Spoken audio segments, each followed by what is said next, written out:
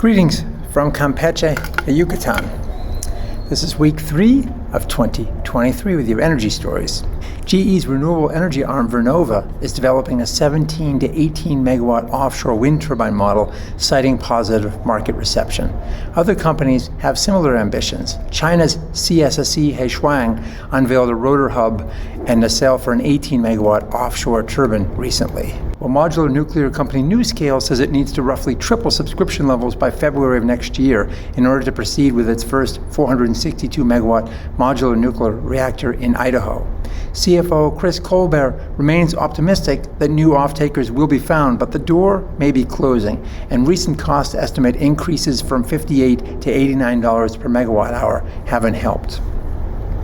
Controlled Thermal Resources and Fuji Electric Corporation of America have signed a $1.4 billion deal to build up to 6 geothermal power facilities around California's Salton Sea.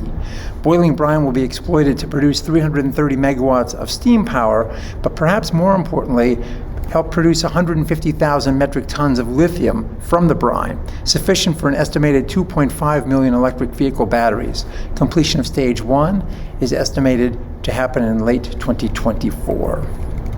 Solar giant Invenergy announced an investment of $600 million in a 5 gigawatt domestic solar PV module facility to manufacture LONGI solar panels in Ohio, with operations already commencing by year end.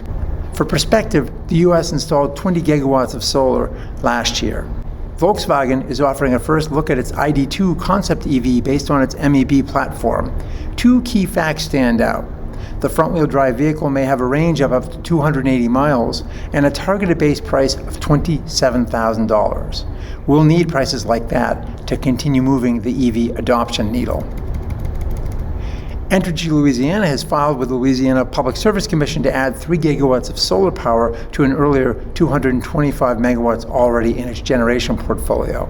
Entergy calls this, quote, a major step forward in meeting the sustainability needs of its current and future customers. Last week, a Texas appellate court ruled that the Texas PUC exceeded its authority during 2021 Winter Storm Uri when it raised electricity prices to the maximum $9,000 per megawatt hour.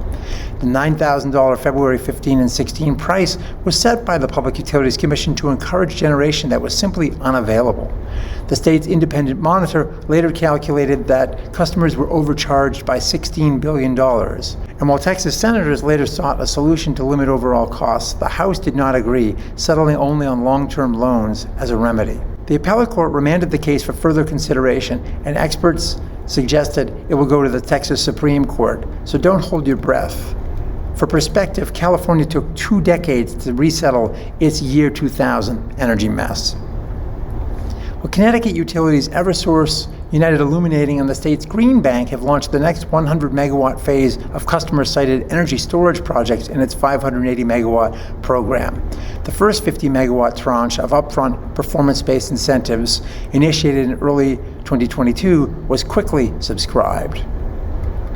The Biden administration is providing $2.5 billion in funding, in addition to an initial $5 billion focused on highways, to build out the U.S. coast-to-coast network of EV chargers. These additional Infrastructure Act funds will focus on cities, towns, and rural areas to bring EVs to places that otherwise haven't been supported in the past. President Biden and EU President von der Leyen issued a joint statement last week committing the U.S. and EU to, quote, immediately begin negotiations on a targeted critical minerals agreement for the purpose of enabling relevant critical minerals extracted or processed in the European Union to count toward requirements for clean vehicles in the Section 30D Clean Vehicle Tax Credit of the Inflation Reduction Act, unquote. Both parties also committed to take steps to avoid any disruptions in transatlantic trade and investment flows that could arise from their respective incentives. So the domestic content net may widen in an effort to minimize prospects for potentially damaging trade war. And finally, Oman has inked 6 green hydrogen agreements with international developers such as BP, worth $20 billion. The investments will occur over 7 years and result in deployment of 15,000 megawatts of electrolyzers under contract for 40 years. Well, thanks for watching, and we'll see you again next week.